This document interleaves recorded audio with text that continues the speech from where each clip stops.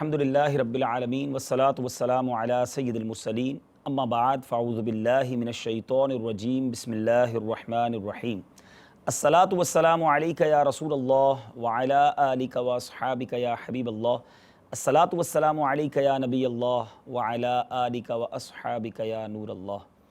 میرے پیارے اور محترم اسلامی بھائیوں اور مدنی چینل کے ناظرین، سلسلہ احکام حج میں آپ سب کو مرحبا کہتے ہیں، اور آج کا سلسلہ ہمارے اس سلسلے کی آخری کڑی ہے۔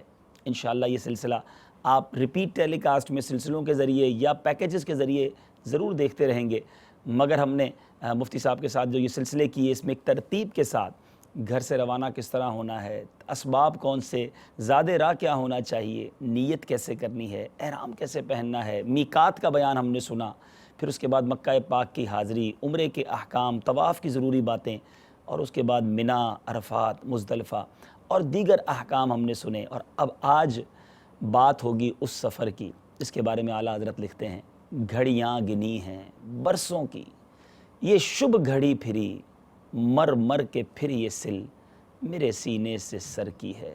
شکر خدا کہ آج گھڑی اس سفر کی ہے جس پر نثار جان فلاح و ظفر کی ہے۔ وہ سفر جس کی تمنا ہر عاشق رسول کو ہوتی ہے، حج کر لیا جائے۔ مگر اس کے بعد مولانا حسن رضا خان صاحب کا یہ شعر یاد آتا ہے، حسن حج کر لیا کعبے سے آنکھوں نے ضیا پائی، چلو دیکھیں وہ بستی جس کا رستہ دل کے اندر ہے۔ جی ہاں، آج اسی بستی کا تذکرہ ہوگا، آج اسی مبارک شہر کا تذکرہ ہوگا۔ دل تھام کر ہمارے سلسلے میں شامل رہیے گا۔ قرآن پاک کی آیات، احادیث کی روشنی میں، بزرگان دین کے اقوال کی روشنی میں مدینہ منورہ کی پیاری پیاری باتیں سنیں گے، احکام سنیں گے، کچھ مسائل بھی سیکھیں گے۔ مفتی صاحب، مدینہ منورہ تصور میں آپ ہمیں لے چلیں۔ الحمدللہ رب العالمین والصلاة والسلام علی سید الانبیاء والمرسلین، اما بعد فاعوذ باللہ من الشیطان الرجیم، بسم اللہ الرحمن الرحیم۔ یاد مدینہ ایک ایسا انمول خزانہ ہے کہ ایک مسلمان کی معراج ہے یاد مدینہ۔ ایک مسلمان جو ہے جب مدینہ منورہ پہنچتا ہے تو پھر ایسا لگتا ہے کہ اس کے آگے کچھ نہیں ہے۔ تو بلا شبہ مدینہ طیبہ ہماری امیدوں کا مرکز، ہمارے عشق کی معراج، اور مدینہ تو مدینہ ہے، اس کی یاد ہی ہمارے دلوں کے لیے راحتوں کا جھوکا ہے۔ نبی اکرم علیہ السلام نے مدینہ طیبہ کو حرم بنایا۔ سبحان اللہ۔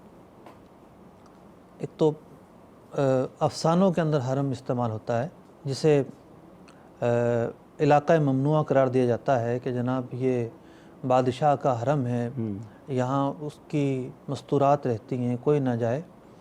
تو ان مقدس شہروں کے تعلق سے مکہ مکرمہ یا مدینہ منورہ جو ہیں، یہاں حرم سے وہ حرم مراد نہیں ہے، یقیناً یہاں حرم سے مراد وہ ایریا اور وہ علاقہ ہے کہ جہاں دیگر خطوں کے مقابلے میں خصوصی فقہی احکام ہیں۔ بعض وہ چیزیں ہیں جو دیگر جگہوں پہ حلال ہیں، اس مقام پر حرام ہو جاتی ہیں۔ صحیح۔ اب جو حرم مکہ ہے وہ تو حرم تھا ہی، اور حضرت سیدنا ابراہیم خلیل اللہ علی نبینا علیہ السلام نے اسے حرم قرار دیا۔ صحیح۔ مکہ شہر کے اندر کوئی ایک یاد نہیں ہے، یاد ابراہیم بھی ہے، یاد حاجرہ بھی ہے، یاد آدم علیہ السلام بھی ہے جبل رحمت پر، یاد ذبیح اللہ سیدنا اسماعیل علی نبینا علیہ السلام بھی ہے۔ پھر شروع ہی سے حضرات انبیاء علیہ السلام مکہ مکرمہ آتے رہے، کسی نہ کسی خطے میں کسی نہ کسی کی یادیں وابستہ ہیں۔ ماشاءاللہ۔ لیکن آپ غور کیجئے کہ نبی اکرم علیہ السلام کا شہر مدینہ منورہ، یہاں یکتائی ہے۔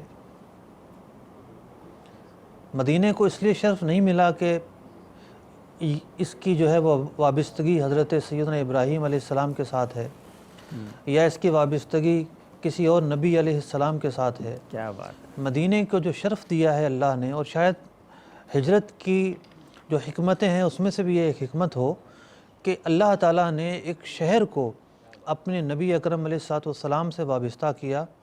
وہ شہر جو پہلے یثرب کے نام سے جانا جاتا تھا، بیماریوں کا مرکز سمجھا جاتا تھا، اس شہر کو اپنے حبیب علیہ الصلوۃ والسلام کے قدموں کی برکتوں سے آباد کیا اور اسے مقدس قرار دیا، اس شہر کو حرم قرار دیا۔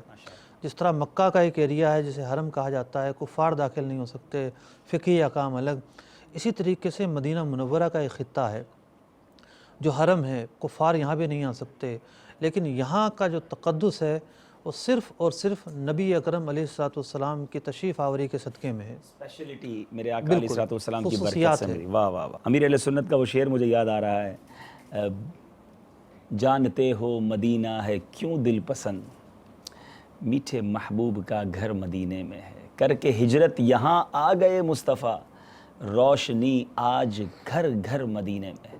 بڑی پیاری بات کی مفتی صاحب، اگر سرکار علیہ الصلوۃ والسلام مکہ پاک میں ہی رہتے، ہجرت نہ کرتے اور مکہ پاک میں مزار ہوتا تو شاید کوئی یہ کہتا کہ ہم ضمناً حاضری دینے جا رہے ہیں کعبہ شریف کا ضمناً جا رہے ہیں، اور اس شہر کی جو حیثیت ہے وہ تو شروع سے پرانی چلی آ ہے رہی ہے، اور کعبہ شریف بھی ہے، اور وہاں پر ہم کعبے کی زیارت کریں گے تو ضمناً روضہ رسول پر حاضری دے دیں گے، لیکن اب اسپیشلی مدینہ منورہ جانا اور اس مدینے کی یاد میں تڑپنا، اس کا ذکر خیر کرنا، وہ صرف اور صرف مصطفیٰ کریم علیہ الصلوۃ والسلام۔ پھر سبحان نہ اللہ، صرف یہ بلکہ نبی اکرم علیہ الصلوۃ والسلام کے اس شہر کے نہ جانے کتنے فضائل ہیں۔ کیا بات ہے، چند روایات عرض کرتا ماشاء ہوں۔ اللہ، مرحبا۔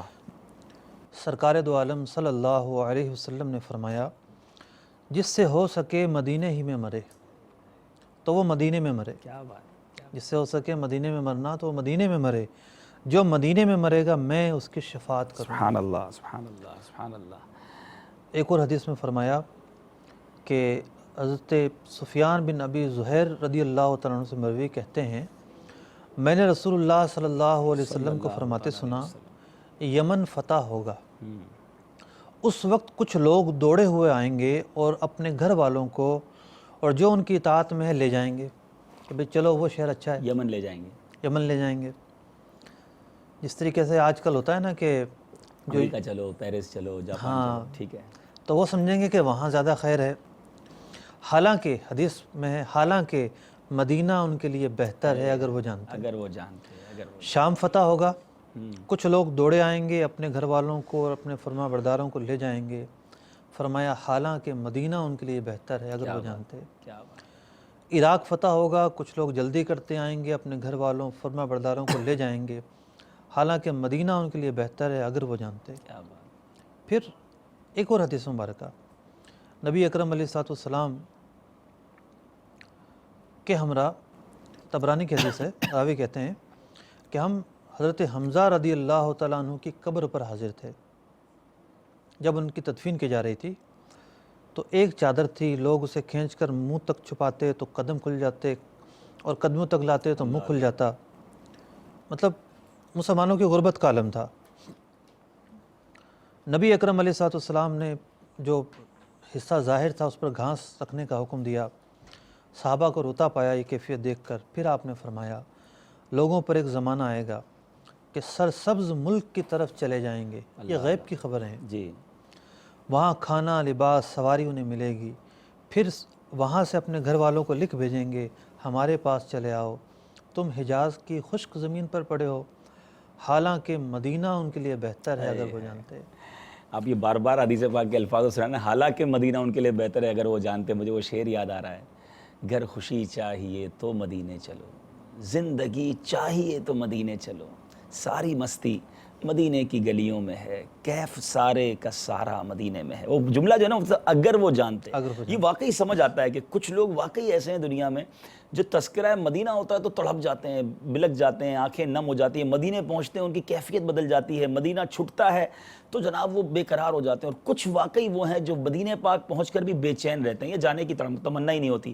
تو یہ جو حدیث پاک کا آخری جملہ ہے نا، اگر وہ جانتے، تو جاننے والے ہی جانتے ہیں کہ مدینہ کیا ہے۔ کیا بات ہے، کیا بات ہے۔ اور مفتی صاحب یہاں یہ بات میں عرض کروں گا، آپ نے جیسے فرمایا کہ جہاں ان حدیث میں مدینہ منورہ کے فضائل کا بیان ہے، وہاں پیارے آقا علیہ الصلوۃ والسلام کے علم غیب کا بھی تو بیان ہے، یہ واقعات ہوئے نہیں تھے، شام فتح ہوگا، عراق، یمن، آپ بتا رہے ہیں کہ پھر لوگ خط لکھیں گے، تو یہ کیسا نقشہ تھا نبی پاک علیہ الصلوۃ والسلام کے سامنے کہ بہت پہلے بتا دیا۔ سبحان اللہ، سبحان اللہ۔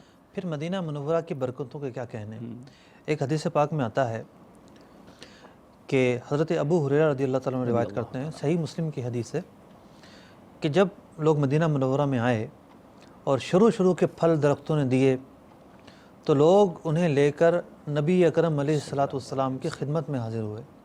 یہ دیکھیے عشق و محبت، یہ تبرکات کا ثبوت کہ پہلے پھل بارگاہ رسالت میں لانے ہیں اور دعا لینی ہے۔ کیا بات ہے، کیا بات ہے۔ تو نبی اکرم علیہ الصلوۃ والسلام اسے لے کر یہ کہتے، الہی تو ہمارے لیے ہماری کھجوروں میں برکت دے اور ہمارے لیے ہمارے مدینے میں برکت کر اور ہمارے مد و سا میں برکت کر۔ یہ 2 پیمانے تھے۔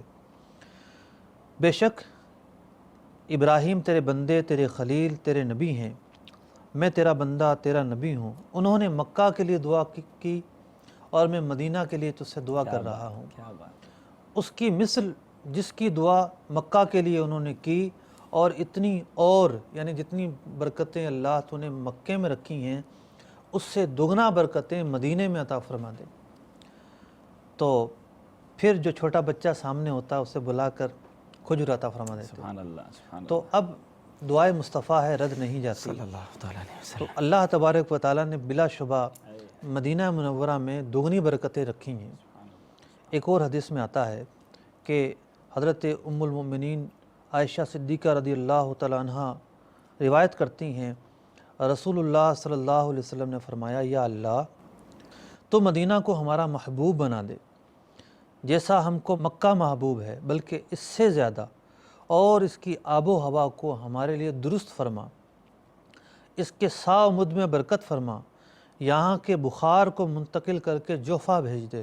ایک وہاں وادی تھی کہ جوفہ پہنچا دے، مدینہ کو بخار سے پاک کر دے۔ اور پھر مدینہ منورہ کے جو در و دیوار ہیں، جو داخلی راستے ہیں، گلیاں ہیں، وہاں فرشتے کھڑے ہو کر پہرا دیتے ہیں۔ وہاں کبھی دجال اور طاعون نہیں آئے گا۔ 2 شہر ایسے ہیں جہاں دجال نہیں آئے گا، مکہ شریف اور مدینہ منورہ۔ تو مدینہ منورہ جو ہے وہ اس کی کیا برکتیں ہیں، اور وہ مبارک شہر جس کے چپے چپے سے یاد محبوب علیہ السلام وابستہ ہے۔ کہیں نبی اکرم علیہ السلام کا حجرہ شریف ہے، تو کہیں وہ مسجد ہے جہاں آپ نے جمعہ پڑھا، پہلا جمعہ، کہیں مسجد قباء ہے جہاں جو دین اسلام کی پہلی مسجد نبی اکرم علیہ السلام نے تعمیر فرمائی، کہیں وہ پہاڑ جس کے بارے میں فرمایا ھذا احد یحبنا نحبہ، یہ احد پہاڑ ہے، ہم اس سے محبت کرتے ہیں، یہ ہم سے محبت کرتا ہے۔ چپے چپے سے یاد محبوب وابستہ ہے۔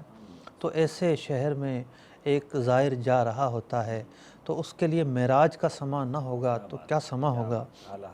اور معراج کا سما، معراج کا سما ہے کہاں پہنچے زائر، کرسی سے اونچی کرسی اسی پاک در کی ہے، آسی بھی ہیں چہیتے یہ طیبہ ہے زاہدوں، مکہ نہیں کہ جانچ جہاں خیر و شر کی ہے۔ جی مفتی صاحب وہ شعر بھی سنا دیں جی۔ فرشتوں والا۔ ہاں، 70,000 صبح ہیں، 70,000 شام، یوں بندگی زلف و رخ 8 پہر کی ہے، جو ایک بار آئے دوبارہ نہ آئیں گے، رخصت ہی بارگاہ سے بس اس قدر کی ہے، یہ بدلیاں نہ ہوں تو کروڑوں کی آس جائے، یہ بارگاہ مرحمت عام تر کی ہے۔ اور پھر اعلیٰ حضرت کتنی پیارا مژدہ ہمیں سنا رہے ہیں کہ معصوموں کو تو عمر میں صرف ایک بار آسی پڑے رہیں تو صلاح عمر بھر کی ہے۔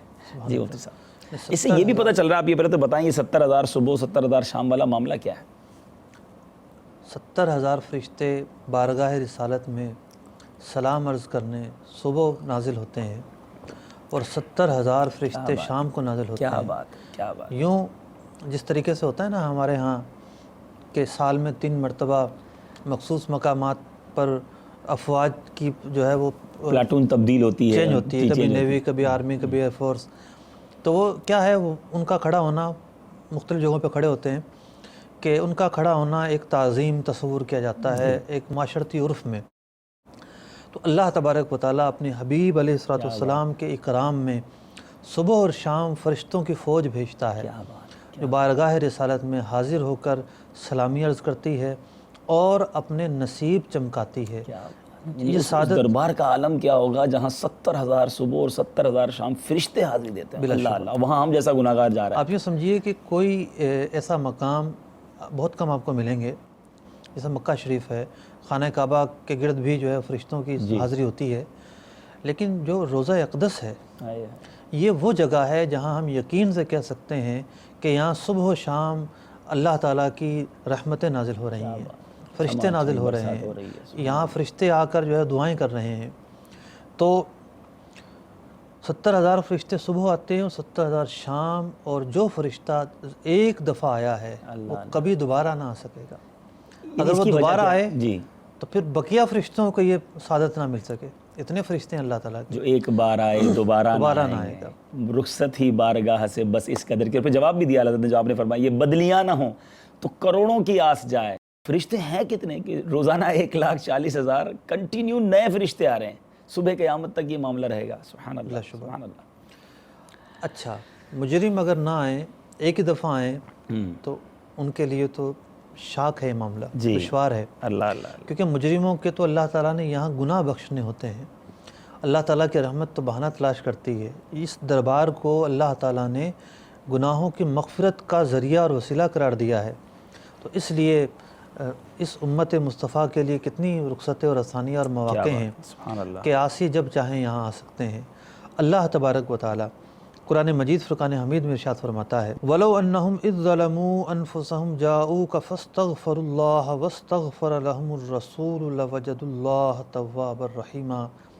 اگر لوگ اپنی جانوں پر ظلم کر لیں، جَاءُوكَ تو تمہارے دربار میں آ جائیں، فَاسْتَغْفَرُوا اللَّهَ اور اس دربار میں آ کر اللہ سے معافی طلب کریں، وَاسْتَغْفَرَ لَهُمُ الرَّسُولُ اور رسول ان کی معافی کی سفارش کریں، لَوَجَدُوا اللَّهَ تَوَّابًا رَحِيمًا، اللہ تعالیٰ بلا شبہ تواب ہے، گناہوں کو بخشنے والا ہے، توبہ کو قبول فرمانے والا ہے۔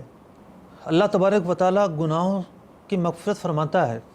دنیا بھر سے لوگ گناہوں سے معافی طلب کرتے ہیں، اللہ تعالیٰ گناہ بخشتا ہے، لیکن یہ بخشنا اس کی مشیت پر ہے۔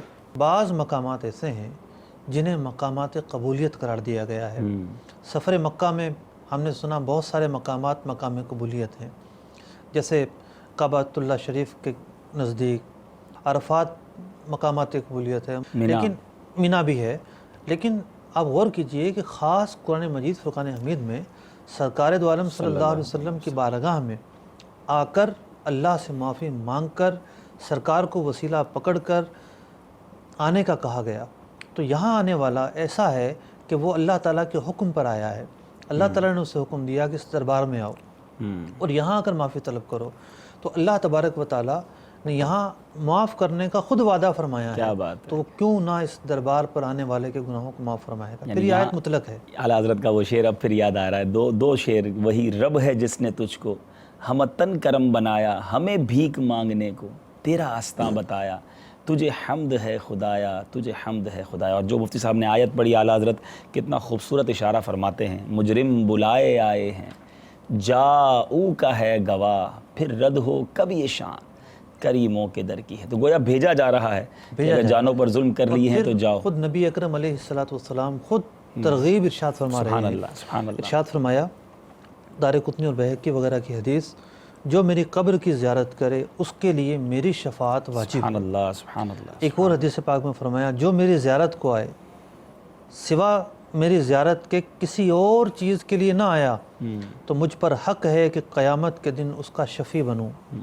ایک اور روایت میں ارشاد ہوا، جس نے حج کیا اور بعد وفات یعنی میرے دنیا سے پردہ فرمانے کے بعد میری قبر کی زیارت کی تو ایسا ہی ہے جیسے اس نے میری حیات میں میری زیارت کی۔ دارقطنی اور طبرانی کی حدیث ہے۔ ایک اور روایت میں فرمایا گیا، جو شخص میری زیارت کرے گا قیامت کے دن میں اس کا شفیع یا شہید ہوں گا، اور جو حرمین میں مرے گا اللہ تعالیٰ اسے قیامت کے دن امن والوں میں اٹھائے گا۔ ایک اور روایت میں فرمایا گیا، جس نے حج کیا اور میری زیارت نہیں کی اس نے مجھ پر جفا کی۔ یہی میرے ذہن میں ایک سوال تھا کہ کچھ لوگ یہ سمجھتے ہیں کہ حج جو ہے وہ ضروری ہے، دربار رسول میں چلے گئے تو ٹھیک ہے، نہیں گئے تو اگلی بار چلے جائیں گے، اور حج کا کوئی تعلق نہیں اس کا کوئی تعلق نہیں ہے، ایسا تو اس بارے میں کیا حکم؟ ایسا نہیں ہے، ٹھیک ہے، رہتی دنیا سے آج تک اس سلسلہ چلا رہا ہے۔ اگر تعلق نہ بنتا ہوتا تو یہ تقسیم کاری نہ ہوتی کہ ایک مرحلے پر یہاں جانا ہے اور دوسرے مرحلے پر یہاں جانا ہے۔ یہ سلسلہ شروع سے چلا آ رہا ہے اور چلتا رہے گا۔ پھر اس کے بہت سارے دلائل ہیں، میں انشاءاللہ عرض کرتا ہوں وہ بھی۔ دوسری بات یہ ہے کہ ہمارے ائمہ کا موقف یہ ہے کہ سرکار دو عالم صلی اللہ علیہ وسلم کی دربار کی حاضری قریب با واجب ہے۔ اللہ اللہ اللہ، اتنی موقع اور اتنی ترغیب دی گئی ہے کہ قریب با واجب ہے، اور بعض ائمہ تو اسے واجب بھی قرار دیتے ہیں۔ ٹھیک، مالکیہ میں ایسے اقوال ملتے ہیں۔ ٹھیک، اب ایک زائر نے ان تمام فضیلتوں کو پانے کے لیے، اپنا مقدر جگمگانے کے لیے، اپنے گناہوں کو معاف کروانے کے لیے اور شہر رسول صلی اللہ علیہ وسلم کی برکتیں پانے کے لیے مدینہ کا سفر کرنا ہے۔ فتح القدیر میں علامہ ابن حمام رحمۃ اللہ تعالیٰ علیہ اور فقہائے احناف میں 7ویں صدی کے تقریباً یہ بزرگ ہیں، ان کا ایک بڑا علمی مقام ہے، بڑا علمی مقام ہے، اور درجہ اجتہاد تک کے اقوال ملتے ہیں ان کے۔ یہ فرماتے ہیں کہ جب یہ مدینہ منورہ کی طرف قصد کرے تو سوائے قبر رسول کی زیارت کے کسی اور نیت کا اختلاط نہ کرے۔ یہ نیت رکھے کہ میں قبر رسول کی زیارت کے لیے جا رہا ہوں، زندگی میں اور کبھی جانا ہو تو پھر ساتھ میں یہ بھی نیت کر لے کہ میں قبر رسول اور مسجد نبوی کی زیارت کے لیے جا رہا ہوں۔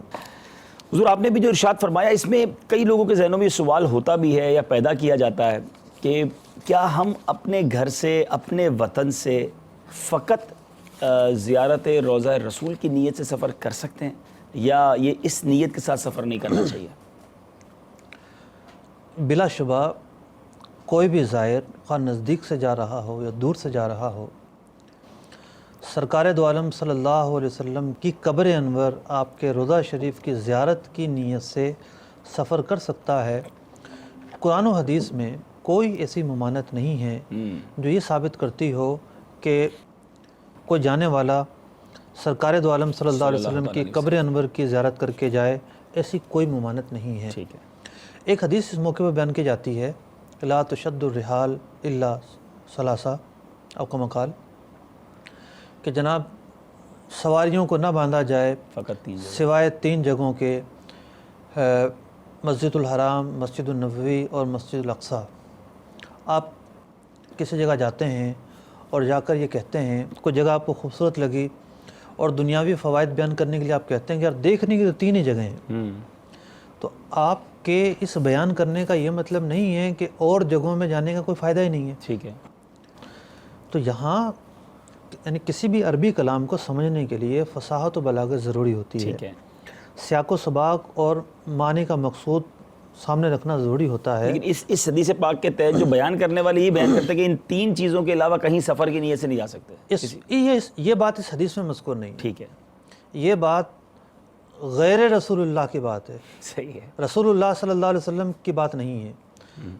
اور جو بات رسول اللہ صلی اللہ علیہ وسلم نے نہ کہی ہو، جی، ائمہ مجتہدین نے نہ کہی ہو، ائمہ اربعہ نے نہ کہی ہو، قرآن میں کہیں نہ ہو، اس کو لے کر زیارت رسول صلی اللہ علیہ وسلم یعنی زیارت قبر نبی کو حرام کہنا، ناجائز کہنا، بدعت کہنا غلط ہے۔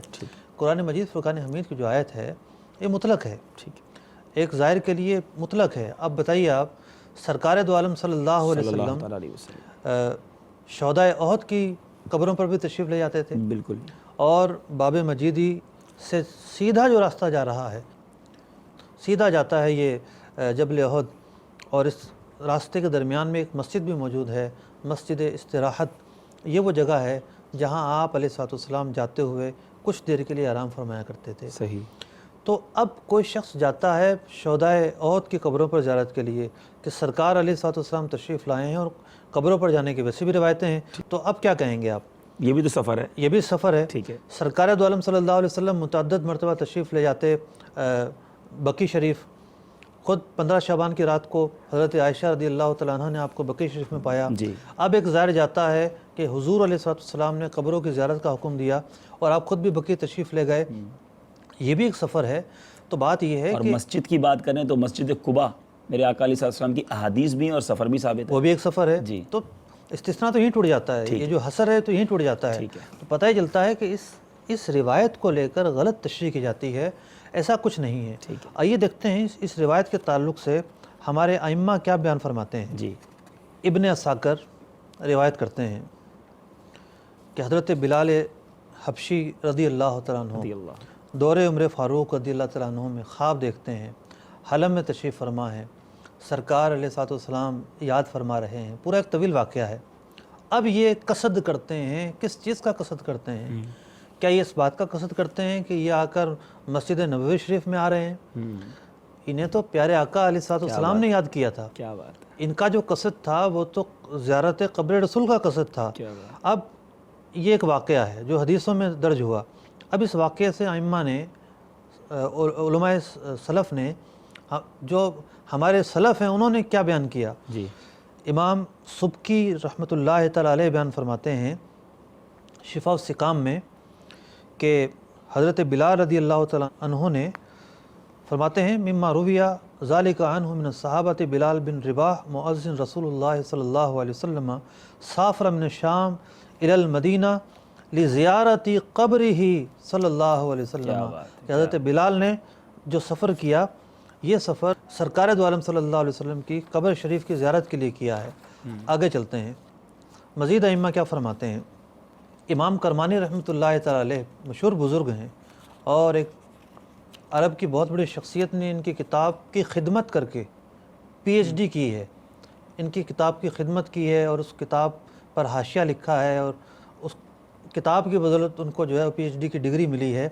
تو یہ صاحب کتاب کیا فرماتے ہیں، استثناء مفرغن، یہ تو استثناء مفرغ ہے، اس سے استدلال نہیں کیا جاتا کہ جناب جو یہاں باتیں بیان کی گئی ان سب کی نفی ہو گئی، ایسا کچھ نہیں ہے۔ ٹھیک ہے، مزید آگے چلتے ہیں۔ جی امام ابن حجر عسقلانی ہوں، امام عینی ہوں، امام نووی ہوں، یہ جو تمام ائمہ ہیں انہوں نے بڑے ہی مطلب کہ فضائل بیان کیے ہیں جی کہ لا تشد الرحال کا یہ مطلب لینا کہ زیارت قبر انور کا قصد نہیں کیا جا سکتا، یہ مطلب لینا غلط ہے۔ ٹھیک ہے، ٹھیک ہے۔ اعلیٰ حضرت تو کیا خوب لکھتے ہیں، ان کے طفیل حج بھی خدا نے کرا دیے، اصل مراد حاضری اس پاک در کی ہے۔ وہ پیارے آقا ہی کے طفیل ہمیں یہ حج کی سعادتیں مل رہی ہیں، بہت کچھ ہمیں بلکہ جو کچھ ملا ہے میرے آقا علیہ الصلوۃ والسلام کے طفیل ملا ہے۔ جی مفتی صاحب کیا فرمائیں گے؟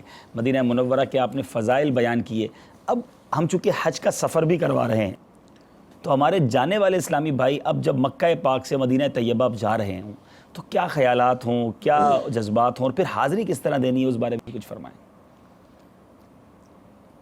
خیالات اور جذبات تو ایسے ہوں کہ دل یاد غیر سے جو ہے وہ خالی ہو۔ کیا بات ہے، اور عشق کی معراج کا سماں ہے، اور عاشق کے لیے اپنی روح کو تازہ کرنے اور پاکیزہ کرنے کے لمحات ہیں۔ تو ایک زائر جو ہے وہ اپنے دل کو خالی کرتے ہوئے درود و سلام پڑھتے ہوئے بارگاہ رسالت میں نعتوں کا نذرانہ پیش کرتے ہوئے اپنے سفر کو شروع کرے۔ کیا بات ہے، اور ویسے تو گھر سے نکلتے ہی مدینے کی یاد کو مائنس نہیں کیا جا سکتا، کیا بات ہے، لیکن جب جس کی براہ راست فلائٹ ہے وہ تو براہ راست ہی جی مدینہ جا رہا ہوتا ہے، لیکن جو زائرین مکہ سے ہو کر جا رہے ہوتے ہیں تو مکہ سے نکلتے ہوئے اب نعتیں پڑھتے ہوئے پیارے آقا علیہ السلام کی یادیں گنگناتے ہوئے مدینہ منورہ پہنچے۔ اور کیا سما ہے مدینہ منورہ کا، یقینی طور پر کوئی بھی ماں کے پیٹ سے سیکھ کر نہیں آتا۔ اچھا ماحول اچھی باتیں سکھاتا ہے، ماشاءاللہ، برا ماحول بری باتیں سکھاتا ہے۔ لوگ جو نہ جانے کیا کچھ پڑھتے ہیں اور کیا کیا ڈگریاں حاصل کرتے ہیں، لیکن مدینے کے بارے میں کچھ پتہ نہ ہو تو پھر زندگی ہی ویران ہے۔ دعوت اسلامی کے ماحول سے وابستہ لوگ جو مدینے کی تڑپ رکھتے ہیں، جو مدینے کی یاد رکھتے ہیں، جو مدینے جانے کا اشتیاق اور شوق رکھتے ہیں، اس کی ایک بڑی وجہ یہ ہے کہ جس کھوٹے سے ہم بندھے ہیں، کیا بات ہے، اس کی یاد، اس قلب کے اندر جو ہے مدینے کی یاد ہمیشہ یوں سمجھیے کہ چشمے سے پانی جس طرح چھلک رہا ہوتا ہے اس طریقے سے چھلک رہی ہوتی ہے۔ سبحان اللہ، ہمارے شیخ طریقت امیر اہل سنت دامت برکاتہم العالیہ اللہ سلامت رکھے، یاد مدینہ سے معمور ہیں۔ آپ کی وہ ایک کیسٹ آپ نے سنی ہوں گی، یاد مدینہ، کیا بات، کیا بات، کہ بس میں بیان وہ آڈیو کیسٹ تھی، جی بیان کرتے کرتے کرتے ہی کرسی گرنے کی آواز آتی ہے یا اسپیکر گرنے کی آواز آتی ہے اور وہیں بیان ختم ہو جاتا ہے. اس کے علاوہ بھی اب تو مدنی کئی بار مدنی چینل کے ناظرین نے دیکھا ہوگا کہ آنسو نہیں تھمتے، تڑپ نظر آتی ہے، چھلکتی ہے. بہت اچھا آپ نے جملہ کہا کہ جس طرح چشمے سے پانی چھلک رہا ہے، اور یہ ایسا چھلک رہا ہے کہ کئیوں کو سیراب کر رہا ہے. اور امیر علیہ السلام جی ایسا چھلک رہا ہے کہ الحمدللہ کروڑوں لوگ، وہ لوگ جو پہلے لندن، پیرس، امریکہ کے خواب دیکھتے تھے، بلکہ اب لندن، پیرس میں رہنے والوں کو بھی مدینے کی گلی دکھائی ہے، اس کا شوق دیا ہے میرے امیر علیہ سنت نے. میرا خیال ہے مفتی صاحب ہمارا موضوع بہت کہتے ہیں نا کہ ایسے موڑ پہ آپ پہنچا ہے کہ سفر مدینہ کی یاد، اور یقیناً کئی عاشقوں کی آنکھیں نم ہو گئی ہوں گی. جنہوں نے سفر کیا ہے ان کو اپنا سفر یاد آ گیا ہوگا، جو تڑپ رہے ہیں بالکل یہ طلب بڑھتی رہنی چاہیے. جو ہے وہ نہیں جاتا جی کہ جب وہ تصور مدینہ ہوا کرتا تھا اور پھر امیر علیہ سنت کی زبان سے سنتے تھے، یہ دیکھیے اے لیجیے محبوب کی در و دیوار نظر آ رہے ہیں شہر کے. میں یہی چاہ رہا ہوں کہ اس موقع پر اگر کچھ مناظر دکھا دیے جائیں راہ مدینہ کے. واقعی میں سچ بتاتا ہوں، مفتی صاحب بھی اس بات کے گواہ ہیں، جو گئے وہ میری بات کو انڈوز کریں گے.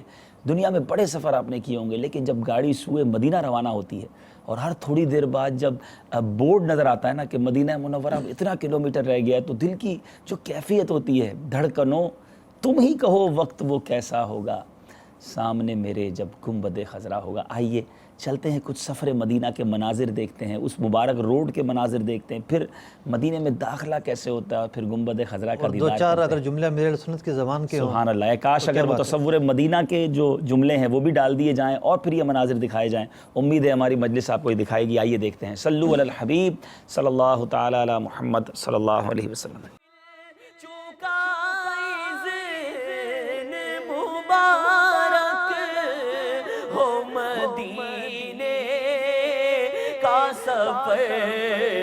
قافلے والو چلو احمد مختار کے پاس. قافلے والو چلو قافلے والو چلو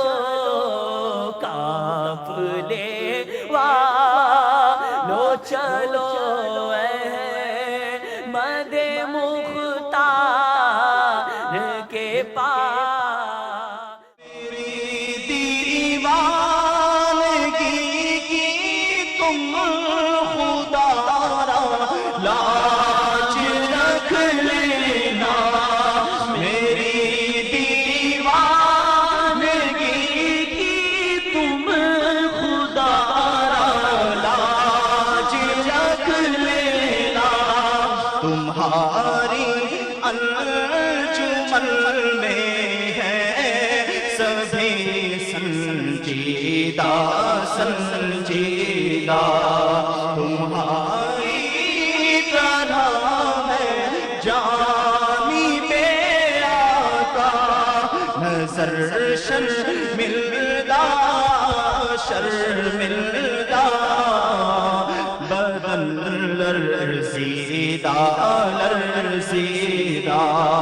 نظر شرمندہ شرمندہ بدن لرزیدہ لرزیدہ.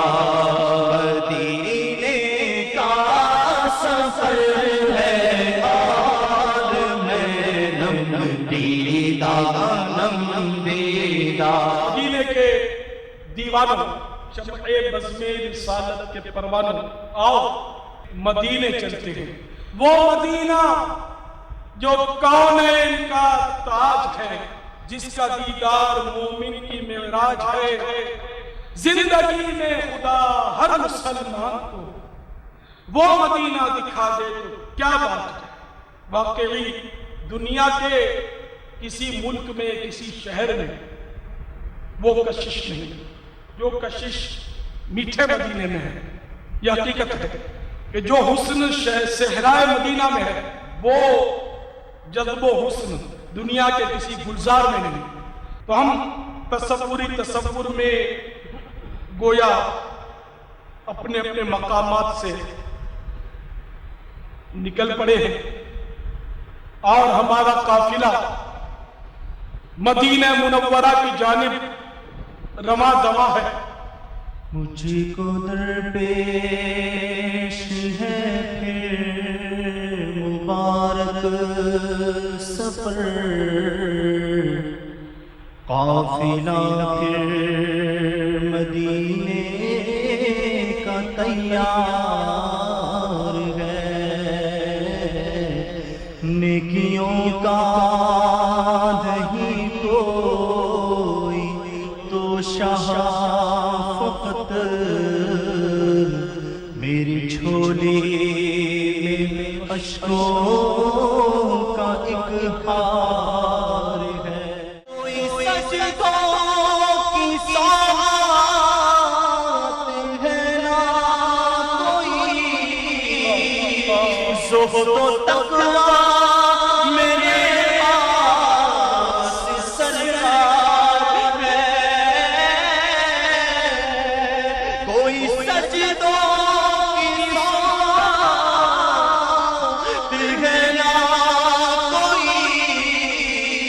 زہد و تقویٰ میرے پاس سرکار ہے، چل پڑا ہو مدینے جانب مگر چل پڑا ہو مدینے کی جانب مگر ہائے سر پر گناہوں کا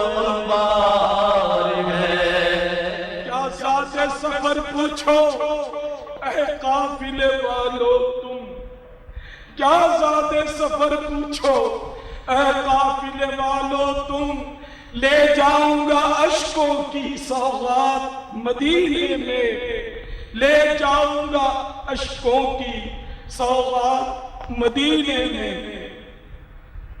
تصور میں منزلوں پر منزلیں طے کرتا ہوا ہمارا قافلہ سوئے مدینہ رواں دواں ہے، کہتا ہے مسافر سے یہ ہر نخل مدینہ آرام ذرا لے لو، یہاں چھاؤں کھنی ہے، گھر سے کہیں اچھا ہے مدینے کا مسافر، یہاں صبح وطن شام غریب الوطنی ہے، جو مدینہ قریب آ رہا ہے دل کا رنگ بدلا جا رہا ہے، مدینے سے بلاوا آ رہا ہے، میرا دل مجھ سے پہلے جا رہا ہے، میرے دل تو مجھے بھی ساتھ لے جا، کیوں اکیلا مدینے جا رہا ہے۔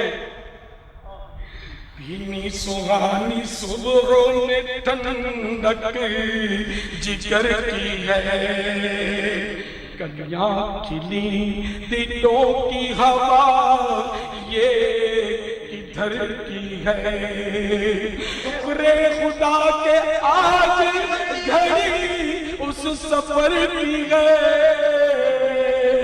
جس پر نثار جان فدا ظفر کی ہے، گرمی ہے تپ ہے درد ہے کلفت سفر کی ہے، گرمی ہے تپ ہے درد ہے کلفت سفر کی ہے، ناشکر یہ تو دیکھ عظیمت کدھر کی ہے، ہم کو تو اپنے سائے میں آرام ہی سے لائے، ہم کو تو اپنے سائے میں آرام ہی سے لائے، ہیلے بہانے والوں کو یہ راہ ڈر کی ہے۔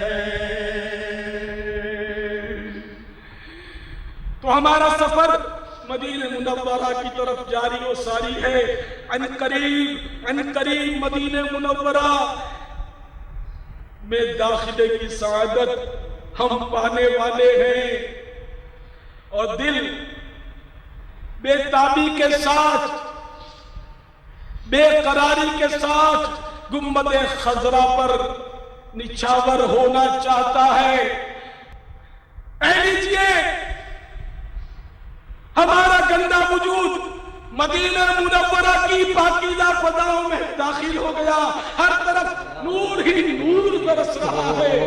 مدینہ آ گیا دیکھو، مدینہ آ گیا دیکھو، مدینہ آ گیا دیکھو، مدینہ آ گیا دیکھو۔ الحمدللہ ہر طرف بہار ہی بہار ہے، بیتابانہ مضطربانہ گنبد خضرا کو تلاش کرتے ہوئے بڑے جا رہے ہیں، کبھی در چومتے ہیں، کبھی دیوار چومتے ہیں، کبھی بس چومتے ہیں، کبھی کار چومتے ہیں، کبھی بیتابانہ فضائے مشکبار چومتے ہیں۔ کہاں پہنچے؟ جہاں پہنچے جو دیکھا دل کے اندر ہے۔ اب انشاءاللہ قریب گنبد خضرا کی زیارت کریں گے، اپنے دلوں کو سنبھال لو۔ وہ دیکھو حسین و دلکش سبز سبز گنبد اپنی بہاریں لٹا رہا ہے۔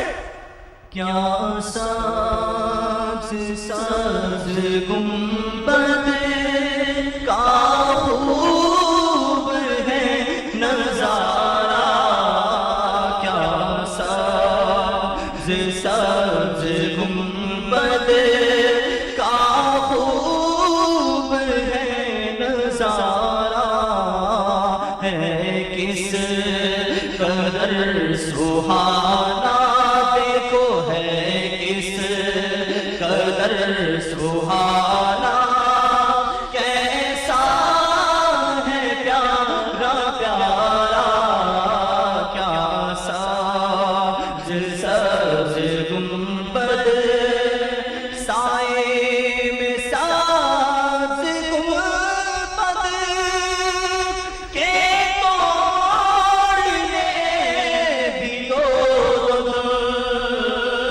سائے میں سبز گنبد کے توڑنے بھی تو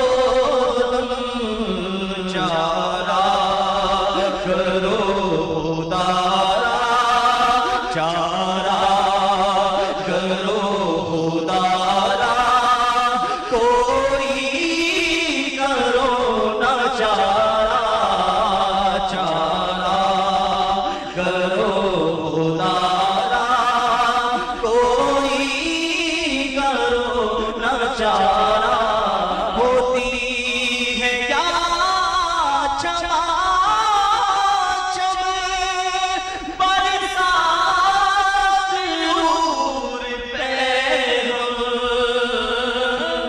ہوتی ہے یا چما چم برسات نور پیغام، پردور سبز گنبد دیکھو، پردور سبز گنبد، پردور ہر مینارہ، پردور سبز گنبد، پردور ہر مینارہ، کیا سبز سبز گنبد کا خوب ہے نظارہ، مت چھوڑیے مجھے اب دنیا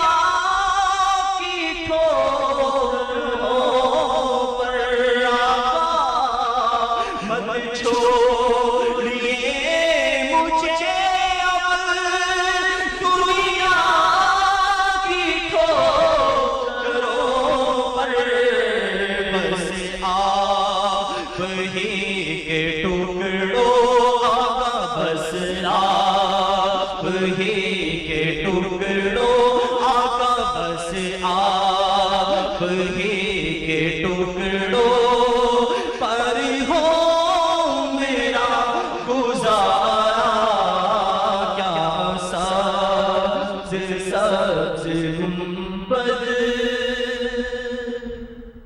अस्सलातु वस्सलामु अलैका या रसूल अल्लाह अस्सलातु वस्सलामु अलैका या हबीब अल्लाह अस्सलातु वस्सलामु अलैका या नबी अल्लाह व अला आलिका व अस्हाबिका या नूर अल्लाह अस्अलुका शफाअत या रसूल अल्लाह अस्अलुका शफाअत या रसूल अल्लाह अस्अलुका शफाअत या रसूल अल्लाह अस्अलुका शफाअत या रसूल अल्लाह सर भी गम आँख भी नशे मुझसे पानी पानी सर भी गम आँख भी नशे मुझसे पानी पानी सर भी गम आँख भी नशे मुझसे पानी पानी क्या करूं नजर नहीं कुछ भी गुनाहगार के पास क्या करूं नजर नहीं कुछ भी गुनाहगार के पास। अब अपने घर से रोज़ा अनवर तक पहले एक ज़ाहिर जो है वो अपने होटल पर पहुंच जाए, आराम करे, अपने लिबास को तब्दील करे, नए कपड़े ज़हे नसीब पहने, उसके बाद खुशबू लगाए, बड़े एहतमाम के साथ बारगाह रिसालत में हाज़िर होने का कसद लिए रवाना हो। मस्जिद शरीफ में दायां पाँव रखते हुए दुआ पढ़े, मस्जिद में दाखिले की। उलमा ने फरमाया कि अगर शौक़ इजाज़त दे, यानी अगर कैफियत ऐसी है कि नफिल नमाज पढ़नी है इसे, तो अगर इसकी कैफियत ऐसी है कि ये तवज्जो नहीं रख सकेगा तो पहले बारगाह रिसालत में हाज़िरी दे ले। तड़प इतनी है कि बस हाज़िरी देनी है तो फिर हाज़िरी दे। वरना अगर जज्बात काबू में हैं तो पहले तहियतुल मस्जिद अदा करे और फिर सरकार दो आलम सल्लल्लाहु अलैहि वसल्लम के रोज़े अनवर की जानिब कदम बढ़ाता हुआ चले कि ये वो दरबार है जहाँ मलाइका हसरत रखते हैं आने की, जहाँ दुनिया के जो है वो बड़े से बड़े लोग आकर हाथ बांध कर खड़े होते हैं। ये रब अज़्ज़ा वजल की रहमतों का ठिकाना है। उस दरबार में आकर सुनहरी जालियों के रूबरू खड़ा हो, हाथों को बांध ले और इस बात का ख्याल करे कि सरकार दो आलम अलैहिस्सलातु वस्सलाम की बारगाह में हाज़िरी के जो आदाब हैं, जो आपकी ज़िंदगी में थे वही बादज़ विसाल हैं। ये तसव्वुर करे आप अलैहिस्सलातु वस्सलाम ज़िंदा हैं, कब्र अनवर में हमें देख रहे हैं और मैं किसी पत्थर के पास नहीं जा रहा, उस प्यारे आका अलैहिस्सलातु वस्सलाम के पास जा रहा हूँ जो मुझे मुलाज़ा फरमा रहे हैं। और न सिर्फ़ मेरे क़ल्ब पर नज़र है, मेरी नीयत को जानते हैं, मेरे सलाम को समझते हैं, मैं किसी ज़बान में सलाम कहूँ आगे बढ़ता रहे और महबूब करीम अलैहिस्सलातु वस्सलाम की बारगाह में खाली दिल होकर यकसुई के साथ हाज़िर हो, सलाम अर्ज़ करे। दूसरों ने जो सलाम कहा है वो सलाम, उनका सलाम अर्ज़ करे, दुआ करे, इल्तिजा करे, जो मांगना है मांग लो। ये ऐसी बारगाह है कि यहाँ ला नहीं है, ना कहना नहीं, आदत रसूलुल्लाह की। फिर थोड़ा सा आगे सर के सिद्दीक़ अकबर रज़ी अल्लाह तआला अन्हु की बारगाह में सलाम अर्ज़ करे। फिर थोड़ा और आगे सर के सैयदना उमर फ़ारूक रज़ी अल्लाह तआला अन्हु की बारगाह में सलाम अर्ज़ करे और जितना देर खड़े होने का मौका मिलता है उतनी देर खड़े हो और इसके अलावा भी जब जब मौका मिले, जितनी बार मुमकिन हो, सलाम के लिए हाज़िर होता रहे। क्यों? इसलिए एक तो बारगाह रिसालत में जाने का शर्फ़ इसे मिलेगा, दूसरा ये है कि इस मकाम पर जो अल्लाह की रहमतें बरस रही हैं उन रहमतों में नहाने का मौका मैसर आएगा।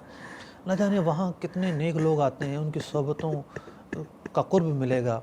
लेकिन सबसे बड़ी जो नीयत वो ये कि बारगाह रिसालत मआब सल्लल्लाहु अलैहि वसल्लम में हाज़िरी दे रहा हूँ, वो बारगाह जिसमें आने का हुक्म मेरे रब अज़्ज़ा वजल ने किया है, मैं उस बारगाह में जा रहा हूँ। और एक अजीब अलमिया है, जहाँ गफलत दिगर मकामात पर गालिब है, اس مقام پر بھی غفلت غالب ہے۔ لوگ یہ تصور کر کر آتے ہیں کہ جو نبی اکرم علیہ الصلاۃ والسلام کی قبر انور ہے وہ جس طرح عام مزارات میں قبریں ہوتی ہیں اس طریقے سے ہمیں نظر آئیں گی۔ یہ معاملہ نہیں ہے۔ قبر انور کو بند کر دیا گیا ہے، ایک مبارک حجرہ ہے اندر، اس حجرے شریف پر غلاف چڑھا ہوا ہے اور آج بھی اس پر غلاف موجود ہے، اور اس غلاف کی آئیے آپ کو زیارت کراتے ہیں۔ یہ وہ غلاف ہے کہ جو اندر حجرہ شریف ہے اور جالیاں ہیں اس کے گرد یہ غلاف چڑھا ہوا ہے، اور اس غلاف سے آگے کوئی نہیں جاتا، اور یہاں سے بھی قبر انور نظر نہیں آتی۔ یہ بھی ایک دیوار یا جالیوں پر غلاف ہے۔ جو بادشاہ وغیرہ یا عمرہ جاتے ہیں وہ بھی اندر جا کر اسی غلاف کے سامنے کھڑے ہو کر سلام عرض کرتے ہیں۔ عوام کے لیے اس غلاف کے باہر سنہری جالیاں ہیں، اور جب ہم یہ عقیدہ رکھتے ہیں کہ سرکار دو عالم صلی اللہ علیہ وسلم سنہری جالیوں کے پاس کھڑے ہونے والوں کا سلام سنتے ہیں، تو اگر یوں سمجھیے آپ کہ عمرہ کو زیادہ قرب ملا ان کا سلام آپ سن لیتے ہیں، جو سنہری جالی والے کھڑے ہیں ان کا سلام سن لیتے ہیں۔ جب یہ فاصلے نہ رہے تو بعد والوں کا سلام آپ کیوں نہیں سن سکتے؟ بلا شبہ وہ فاصلے بھی فاصلے نہیں ہیں، فاصلے تو ہمارے لیے ہیں، ورنہ اتنا ڈسٹینس سنہری جالیوں سے حجرہ شریف کا، پھر حجرہ شریف میں سیسہ پگھلائی ہوئی دیوار، پھر قبر انور، تو نبی اکرم علیہ الصلوۃ والسلام جب زائر کا سلام یہاں سے سن لیتے ہیں تو آپ جس کا چاہے سلام سن سکتے ہیں۔ تو میں یہ عرض کر رہا تھا، زائر کے دل میں یہ ہوتا ہے عام طور پر کہ قبر انور، قبر کی باقاعدہ مجھے زیارت ہوگی، تو ایسا نہیں۔ جو سنہری جالیاں ہیں انہی کی زیارت کر کے ہم اپنی آنکھیں ٹھنڈی کریں گے، اور وہاں جا کر تانکا جھانکی نہ کی جائے۔ علماء نے یہ ادب بیان کیا، اور جو با ادب با نصیب، بے ادب بے نصیب، کسی اور در کی بے ادبی تو معاف ہو سکتی ہے، لیکن اس در کی بے ادبی سے جو محرومی آئے گی وہ ممکن ہے کہ نہ ختم ہونے والی محرومیوں میں تبدیل ہو جائے۔ تو یہاں اس طرح جانا ہے، نگاہیں جھکی ہوں، نہ دائیں دیکھ رہے ہوں نہ بائیں دیکھ رہے ہوں، نہ ہاتھ میں موبائل ہو نہ تصویریں کھینچ رہے ہوں۔ یہ جگہ تصویر کھینچنے کی نہیں ہے۔ کسی بادشاہ کے دربار میں جائیں اور آپ اس کی فوٹو کھینچنا شروع کر دیں، نہیں، یہ بادشاہوں کے بادشاہ کا دربار ہے۔ یہاں اس طرح جانا ہے کہ ہمارے کندھوں پر پرندے بیٹھ جائیں تو پرندے یہ سمجھیں کہ جامد لکڑیاں ہیں، بالکل بلا وجہ نہ پریشان نگاہی ہو، نہ کوئی حرکت ہو، نہ کسی کو بلانا ہو۔ یہاں سب سے آزاد ہو کر جانا ہے اور یکسوئی سے جانا ہے۔ آپ کہیں بھی تصاویر لیجئے مقدس مقامات کی، لیکن میری عرض ہے کہ سنہری جالیوں کے قریب کیمرہ استعمال نہ کیجیے۔ کیوں؟ یہ وہ مقام ہے جہاں آپ ہوں اور بارگاہ رسالت ہو، کوئی تیسری چیز ہونی ہی نہیں چاہیے۔ اور حاضری کے موقع پر آپ چاہیں گے زیادہ کھڑے ہوں، دیر تک رحمتیں لوٹتے رہیں، آپ کو ہٹایا بھی جائے گا، ہٹ جائیں، اپنے ذوق کو خراب نہ کریں۔ باہر آ کر بھی سلام عرض کر سکتے ہیں، مزید قریب رہ کر بھی ریاض الجنہ میں تشریف لے جائیے۔ پھر جو حجرہ مبارکہ ہے 4 سمت سے قبر ہے، ایک طرف سنہری جالیاں ہیں اور 3 سمتوں میں سبز جالیاں ہیں، اور جس طرف جالیوں کا دروازہ ہے وہاں پیارے آقا علیہ الصلاۃ والسلام کے قدمین شریفین ہیں۔ اگر آپ تہجد کے وقت تشریف لے جائیں گے، خاص طور پر رات کو 2-3 بجے کے بعد، تو بآسانی قدمین شریف میں نماز پڑھنے کا، بیٹھنے کا، فجر تک آرام سے بیٹھنے کا بخوبی اور آسانی کے ساتھ موقع ملتا ہے۔ تو اس روضہ شریف کے جس سمت بھی آپ کو بآسانی خشوع کے ساتھ جگہ ملتی ہے، آپ توجہ برقرار رکھتے ہیں، آپ کے خشوع میں فرق نہیں آتا، آپ وہاں بیٹھ کے قرآن شریف پڑھیے، دعائیں پڑھیے، سورہ حجرات کی تلاوت کیجیے، اگر کوئی سیرت کی کتاب ہے اس کی تلاوت کیجیے، وہاں بیٹھ کر آپ اذکار کیجیے، اور سب سے بڑھ کر یہ کہ پیارے آقا علیہ الصلوۃ والسلام کے قرب میں رہ کر درود پاک کی سلامی عرض کیجیے، درود پاک کا نذرانہ پیش کیجیے۔ اس سے بڑھ کر اور کیا سعادت ہو سکتی ہے؟ پھر مدینہ منورہ میں جو پیارے آقا علیہ الصلوۃ والسلام کے چاہنے والے ہیں، جو آپ کے جانثاران ہیں، اہل بقیع، جہاں ام المؤمنین حضرت عائشہ رضی اللہ تعالیٰ عنہ تشریف فرما ہیں، حضرت سیدنا عثمان غنی رضی اللہ تعالیٰ عنہ تشریف فرما ہیں، اور جلیل القدر صحابہ تشریف فرما ہیں، دیوار کے باہر کھڑے ہو کر اندر نہ جائیے، نہ جانے کس صحابی کے تربت انور پر آپ کا پاؤں پڑ جائے، باہر کھڑے رہ کر سلام عرض کیجئے، احد پہاڑ تشریف لے جائیے، وہاں شہدائے احد کے مزارات ہیں، سیدنا امیر حمزہ رضی اللہ تعالیٰ عنہ کا مزار ہے، وہاں جا کر بھی سلام عرض کیجئے، ایصال ثواب کیجئے، دعائیں کیجئے، یہ بھی نیک لوگوں کے قرب کی جگہ ہے، ان کے قرب سے برکتیں حاصل کیجئے۔ اللہ تعالیٰ آپ کی حاضری کو قبول فرمائے، آمین، اور جن کی حاضری اللہ تعالیٰ نے قبول کی ان کے صدقے میں ہمیں بھی بار بار حاضری کا موقع دے۔ سبحان اللہ، سبحان اللہ۔ حاضری مدینہ کا ذکر ہی اتنا پیارا ہے، تو اس جگہ پر جانے کا کیا لطف ہوگا، حاضری کا کیا لطف ہوگا۔ اس سلسلے میں یقیناً کئی ناظرین ہمارے ساتھ ہوں گے، آپ بھی دعا کریں، ہم بھی دعا کرتے ہیں، رب کریم ہم سب کو اس مبارک سفر کی سعادت نصیب فرمائے۔ مدینہ منورہ کی زیارتوں کے بارے میں مفتی صاحب نے بتایا، اور آپ اپنے ساتھ اگر رفیق الحرمین لے کر جائیں گے اور ساتھ ساتھ عاشقان رسول کی 130 حکایات، تو اس کے اندر امیر اہل سنت نے باقاعدہ پورے باب مرتب کیے ہیں مکہ پاک کی زیارات اور مدینہ منورہ کی زیارات۔ تو ویسے تو مدینہ منورہ کا چپا چپا ہی زیارت ہے، لیکن اس کتاب کو ساتھ رکھیں گے تو مزید زیارتوں پر آپ جا سکیں گے۔ جی ارشاد فرمائیں۔ کہ آپ کو یاد ہوگا کہ ہمارا جب سفر مدینہ تھا تو وہاں سے براہ راست کال مدنی چینل کے ذریعے لگی، اور ایک سوال میں نے عرض کیا امیر اہل سنت کی بارگاہ میں، یہ سب کتابوں میں جو لکھا ہوتا ہے سفر عشق ہو، یہ سفر عشق ہوتا کیا ہے؟ تو کیا ہی اچھا ہے کہ اگر ہمارے ناظرین بھی وہ سوال اور جواب سن لیں، وہ جو جواب دیا امیر اہل سنت نے، اور پھر وہ جو ذوق بنا امیر اہل سنت کا کہ سفر عشق ہوتا کیا ہے، تو ہمارے ناظرین کو دکھانا دیا جائے۔ السلام علیکم باپا جان۔ وعلیکم السلام ورحمۃ اللہ وبرکاتہ۔ باپا الحمدللہ حرمین طیبین کی حاضری نصیب ہو رہی ہے، ماشاء اور آج اور کل میں تو مدینہ پاک میں بادل چھائے ہوئے ہیں، اور آپ کو شعر یاد آ رہا ہے، بادل گھرے ہوئے ہیں، بارش برس رہی ہے، لگتا ہے کیا سہانا میٹھے نبی کا روزہ۔ سبحان اللہ، سبحان اللہ۔ باپا ایک سوال مطلب کہ ذہن میں آیا، سوچا کہ اسلام بھائیوں کو فائدہ ہوگا اگر آپ ارشادات فرمائیں۔ باپا ہم نے یہ سنا ہے آپ کی زبانی اور دیگر مبلغین کی زبانی کہ مقبول حاضری وہی ہوتی ہے جب باذوق حاضری ہو۔ باپا بعض علوم ایسے ہیں جو سینہ بہ سینہ منتقل ہوتے ہیں، کتابوں میں نہیں ہوتے۔ آج آپ ہمیں باذوق حاضری بتا دیجئے کہ باذوق حاضری کسے کہتے ہیں، اور بسا اوقات انسان حاضر ہوتا ہے اور اپنے قلب کو زیادہ متوجہ پاتا ہے، بسا اوقات زیادہ متوجہ نہیں پاتا، تو کیا یہ بے ادبی تو نہیں ہوگی؟ ماشاء اللہ، آپ اپنے سوال میں جوابات بھی دیے جا رہے ہیں۔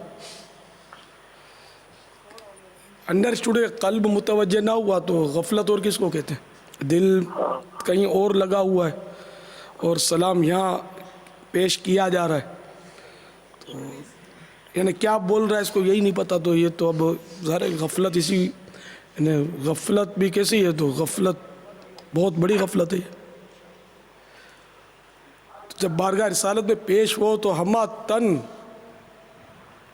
متوجہ رہے، اور یہ توجہ رہے کہ میں کس کی بارگاہ میں پیش ہوں، اور یہ تصور باندھے کہ میں سرکار صلی اللہ تعالیٰ علیہ وآلہ وسلم کو دیکھ رہا ہوں۔ اگر یہ تصور نہیں بنتا تو کم از کم یہی تصور تو بن جائے کہ سرکار مجھے دیکھ رہے ہیں، اللہ کہ دیدار کے قابل تو کہاں میری نظر ہے، یہ تیری عنایت ہے جو رخ تیرا ادھر ہے۔ ان دونوں میں سے جو بھی تصور بندھے گا وہ ظاہر ہے کہ ذوق افزا ہوگا، وہ ایک وہ ادبی مدنی پھول ہے کہ وہ ذوق آتا ہے، تو ذوق آتا نہیں ہے، ذوق بڑھتا ہے۔ یہ عبارت فن ادب کے لحاظ سے، تو یہ ذوق افزا یعنی ذوق بڑھانے والی بات ہوگی کہ ہمارا ان میں سے کوئی تصور بندھ جائے۔ تو جب یہ تصور بندھ گیا کہ ہم زیارت سے مشرف ہو رہے ہیں، پھر تو ظاہر ہے کہ ہوش و حواس گئے، آگے پیچھے کچھ بھی یاد نہیں رہے گا۔ اور اگر یہی تصور قائم ہوا کہ مجھے مصطفیٰ کریم صلی اللہ تعالیٰ علیہ وآلہ وسلم ملاحظہ فرما رہے ہیں، میں ان کے پاس ان کے قدموں میں حاضر ہوں اس وقت، تو پھر کیا ادب ہونا چاہیے یہ ہر مسلمان سمجھ سکتا ہے کہ کتنا اپنے آپ کو اس وقت سنبھالنا ہے، کیونکہ یہ وہ بارگاہ ہے کہ جہاں ظاہر کے ساتھ ساتھ باطن بھی دیکھا جاتا ہے۔ جو دل میں خطرات اور خیالات آ رہے ہیں وہ بھی ان پر صلی اللہ تعالیٰ علیہ وآلہ وسلم ظاہر ہے، تو اس لیے ہماتن شوق ہو کر پورے تصور کے ساتھ جب سلام عرض کرے تو یہ ہے حقیقت میں باذوق جو آپ کا سوال ہے، اس کا میری موٹی عقل میں جو جواب آیا وہ یہ ہے۔ مفتی صاحب یہ بتائیے کہ یہ آپ نے حاضری کا بیان کیا ماشاءاللہ، مواجہ شریف جب ہم جاتے ہیں سرکار علیہ السلام کا عین رخ روشن کس طرف ہے، تو وہ اگر ناظرین کو وہ بھی اگر آپ کہیں تو ہم دکھا دیں۔ جی امیر اہل سنت نے مدنی مذاکرے میں اعلیٰ حضرت کی تحقیق کے ذریعے بتایا کہ سرکار علیہ السلام کا روضہ انور یعنی عین مواجہ شریف کہاں پر ہے۔ آئیے یہ پکچر کے ذریعے آپ کو سمجھاتے ہیں، آپ ناظرین دیکھ لیں کہ یہ آپ کو ایک ایرو کے ذریعے، ایک تیر کے نشان کے ذریعے بتایا جا رہا ہے کہ یہ وہ جگہ ہے جہاں سرکار علیہ السلام کا روضہ انور یعنی مواجہ شریف چہرہ اقدس ہے۔ کوشش کریں کہ اس کے سامنے کھڑے ہو کر صلاۃ والسلام پیش کریں۔ اچھا، یہ جو میں نے عرض کیا کہ روضہ شریف جو ہے اس کی 4 سمتیں ہیں۔ ایک سمت تو وہ ہے جو زائرین جاتے ہیں اور جا کر سنہری جالیوں کے روبرو کھڑے ہو کر سلام عرض کرتے ہیں۔ دوسری سمت وہ ہے جہاں پر ریاض الجنہ ہے، ریاض الجنہ سے متصل جو ایریا ہے یہ دوسری سمت ہے۔ تیسری سمت ہے جہاں اصحاب صفا کا چبوترا ہے، اس سے متصل جو جالیاں ہیں یہ سنہری جالیوں کے اپوزٹ کا ایریا ہے۔ اور جو قدمین شریفین ہے، جو مزید ایک سمت ہے، وہ اس سمت ہے کہ جہاں دروازہ شریف ہے۔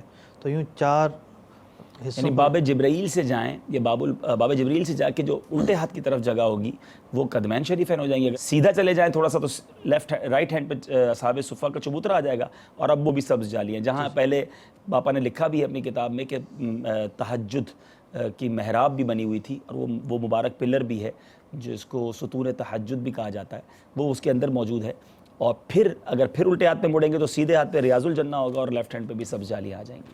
اچھا، اب حضور یہ ارشاد فرمائیں کہ قبر انور پر حاضری کے آداب بھی آپ نے بیان کیے، اس کے فضائل بھی بیان کیے۔ اب وہاں پہنچ جائیں، آپ نے آداب بھی بیان کیے کہ کیمرہ نہیں نکالنا، دنیا کی ہر طلب سے بیگانہ ہو کر جاؤں اے کاش، لیکن اب وہاں کھڑے ہو کر اب دعا مانگنی ہے، تو جالیوں کی طرف رک کر کے دعا مانگنی ہے یا قبلے کی طرف رک کر کے؟ کچھ لوگ کہتے ہیں جالیوں کو پیٹ کر کے دعا مانگیں، اس بارے میں ارشاد فرمائیں۔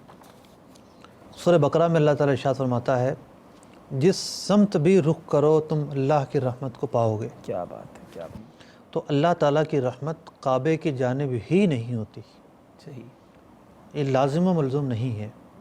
دوسری بات یہ ہے کہ ہمارے ائمہ نے کیا لکھا ہے، ہمارے اسلاف نے کیا لکھا ہے۔ سب سے پہلے آئیے میں امام مالک رضی اللہ تعالیٰ عنہ کا عرض کرتا ہوں کہ وہ کیا فرماتے ہیں اس بارے میں۔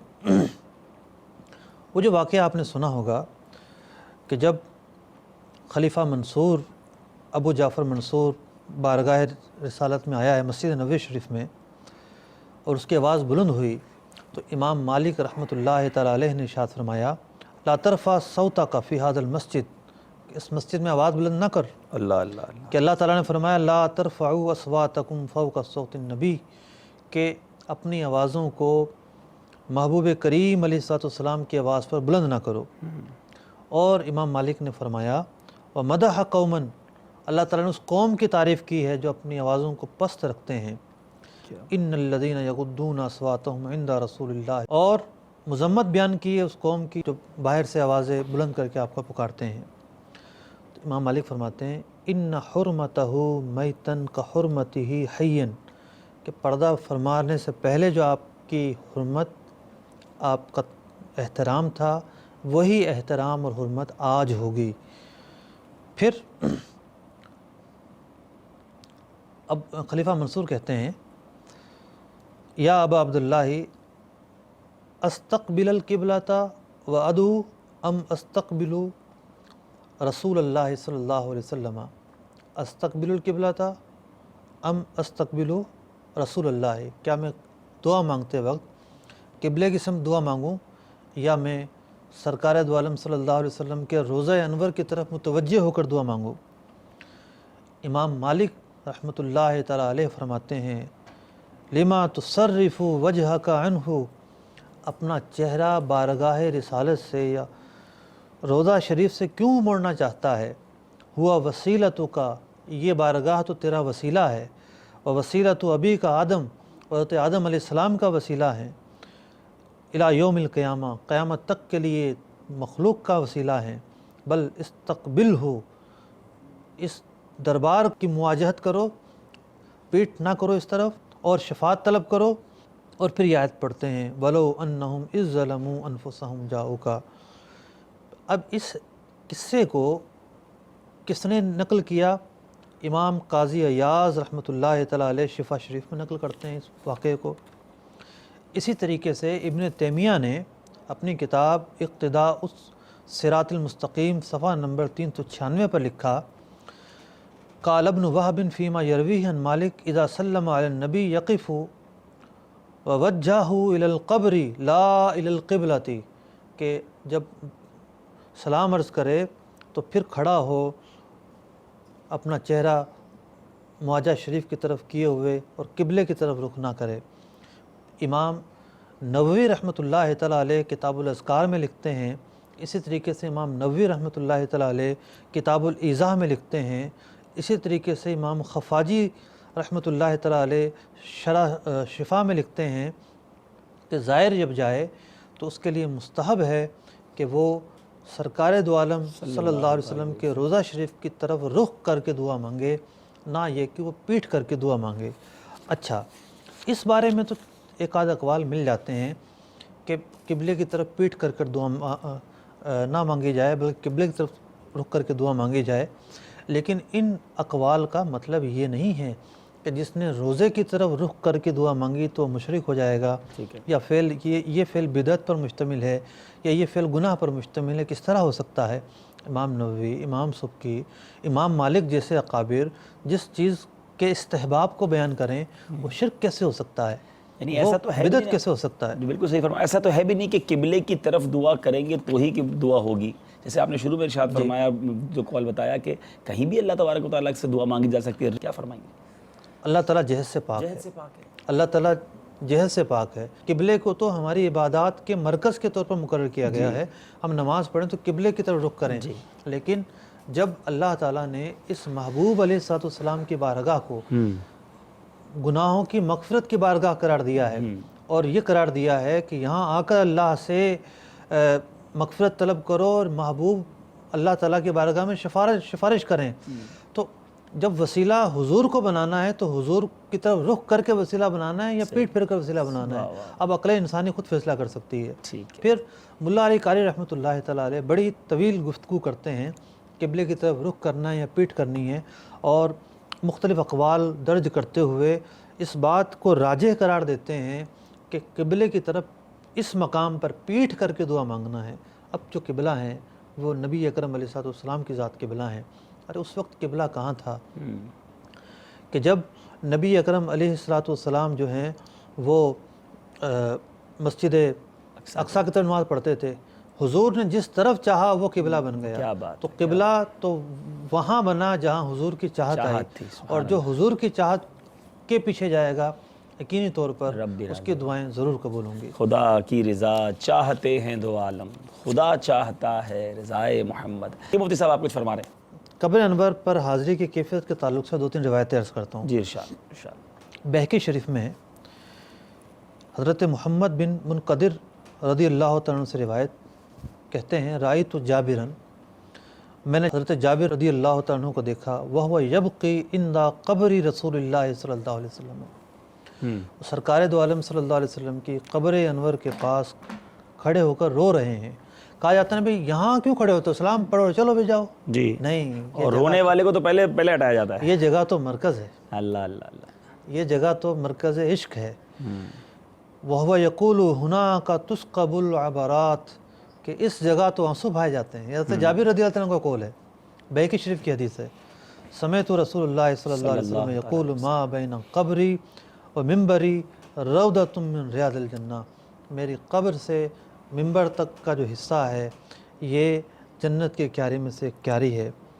शिफा शरीफ में है, रायतु अनस इब्न मालिक अता इला क़ब्र नबी सल्लल्लाहु अलैहि वसल्लम फ़वक़फ़ फ़रफ़ा यदैहि, कि हज़रत अनस बिन मालिक रज़ी अल्लाह तआला अन्हु कब्र अनवर पर आते हैं, आकर खड़े होते हैं, अपने हाथों को उठाते हैं और हाथों को यूँ उठाते हैं और नमाज के लिए यूँ उठाएंगे। तो जब वो हाथ उठाने लगे तो ज़ननतु अन्नहु इफ्ततह सलाता, तो मैंने गुमान किया कि नमाज तो नहीं पढ़ने लगे हैं, लेकिन चूँकि वो रुख उस तरफ होगा तो ये गुमान दुरुस्त ना था। फ़सल्लम अला नबी सल्लल्लाहु अलैहि वसल्लम सुम्मन सरफ़ा, फिर सरकार अलैहिस्सलाम पर सलाम किया। तो गोया कि जो हाथ उठाना था ये सलाम अर्ज़ करने के लिए था, सही, कि यहाँ आकर हाथ उठाकर सलाम अर्ज़ किया है। सुम्मन सरफ़ा, फिर आप पलट गए।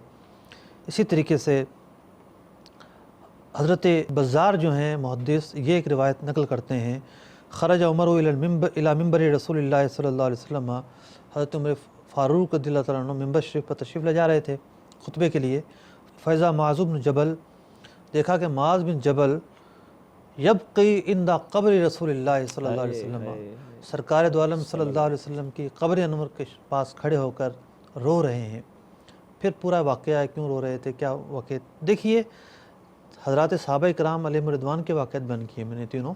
हज़रत जाबिर का वाक़या, हज़रत अनस का वाक़या, हज़रत मुआज़ बिन जबल का वाक़या है कि जब इन्हें कुछ भी होता था तो ये बारगाह रिसालत में हाज़िर हो जाते थे। और फिर कितने ऐसे वाक़यात बुज़ुर्गों ने लिखे हैं कि कोई भूखा था और इसने बारगाह रिसालत में आया है और अर्ज़ किया है और बाहर निकला नहीं है कि और रोटी का इंतज़ाम हो गया। ये वाक़यात मौजूद हैं आशिकान रसूल की 130 हिकायत में, बड़े रिक्कत अंगेज़ वाक़यात मौजूद हैं। मुफ्ती साहब भी असलाफ़ के वाक़यात बयान कर। ये बताइए कि ख़ुद सलाम लेकर जाना या किसी का सलाम लेकर जाना, इस बारे में क्या अहकाम मिलते हैं या इसकी क्या हकीकत है?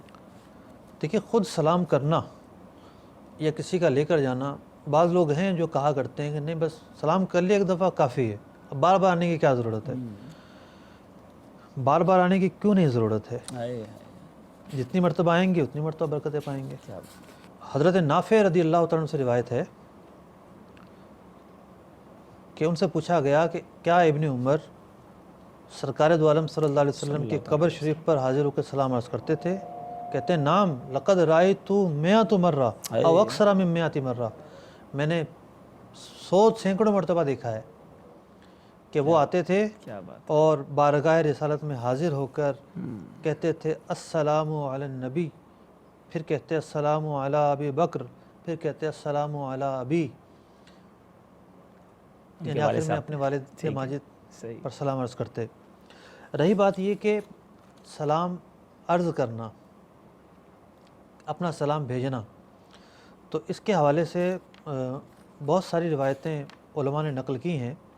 जैसा कि बहकी शरीफ में है, काना उमर इब्न अब्दुल अज़ीज़ युवज्जिहु बिल बरीद क़ासिदन इलल मदीनति युक़रिया अन्हु नबी सल्लल्लाहु अलैहि वसल्लम। हज़रत उमर बिन अब्दुल अज़ीज़ रज़ियल्लाहु तआला अन्हु का मामूल था। हज़रत उमर बिन अब्दुल अज़ीज़ क़र्न अव्वल के मुजद्दिद शुमार किए जाते हैं कि जब कोई जा रहा होता तो जाने वाले के हाथों सरकार दो आलम सल्लल्लाहु अलैहि वसल्लम की बारगाह में सलाम अर्ज़ करते। और बहुत सारे उलमा ने लिखा आदाब में से कि जब कोई ज़ायर जा रहा हो, ना जाने वालों को चाहिए कि वो बारगाह रिसालत में अर्ज़ करने के लिए, शेखैन करीमैन की बारगाह में अर्ज़ करने के लिए ज़ायरीन को सलाम अर्ज़ करे कि हमारा सलाम भी पहुँचा देना। ये कोई इसमें हर्ज की बात नहीं है और ऐसा हमारे असलाफ से साबित है। यानी बार बार जाना चाहिए और ज़रूर जाना चाहिए। अमीर अहले सुन्नत का वो शेर यहाँ याद आ रहा है, या नबी मुझको मदीने में बुलाना बार बार, बार बार आऊँ बने आखिर मदीने में मज़ार। मुफ्ती साहब, मदीना मुनव्वरा का तज़किरा है, जी तो नहीं भर रहा मगर वक्त इख्तिताम को पहुँच रहा है। انشاءاللہ پھر زندگی رہی تو کسی اور سلسلے میں ملاقات ہوگی. ہم یہ سب یہ دعا کرتے ہیں کہ اللہ تعالیٰ جو اس سال حج پر جا رہے ہیں ان کا سفر قبول فرمائے, آسانیاں عطا فرمائے, احکام شریعہ کے مطابق یہ سفر کرنے کی توفیق عطا فرمائے, اور جو نہیں جا سکے رب کریم اگلے سال مطلب کہ یہ بھی ایک معمول ہے علماء کا, جی جی ایک بارشت میں بھی ہے اور انوار البشارہ میں بھی ہے جی جی کہ اس کو پڑھنے والے جو یہ کتاب پڑھ رہے ہیں اور جا رہے ہیں وہ ہمارا سلام بھی عرض کرتے ہیں. بالکل ہم اپنے ناظرین سے عرض کریں گے سبحان اللہ, کہ جو لوگ جا رہے ہیں بارگاہ رسالت میں ہمارا سلام بھی عرض اللہ اللہ اللہ. ضرور مفتی صاحب کا مجھ گناہگار کا بھی ہمیں یاد رکھیے گا اپنی دعاؤں میں, ہمارے لیے بھی دعا کیجیے گا, ہمیں بھی بادب حاضری ملے, اور جو نہیں جا سکے رب کریم انہیں بھی آئندہ سال بادب باذوق حاضری عطا فرمائے. آمین بجاہ النبی الامین صلی اللہ تعالی علیہ وسلم.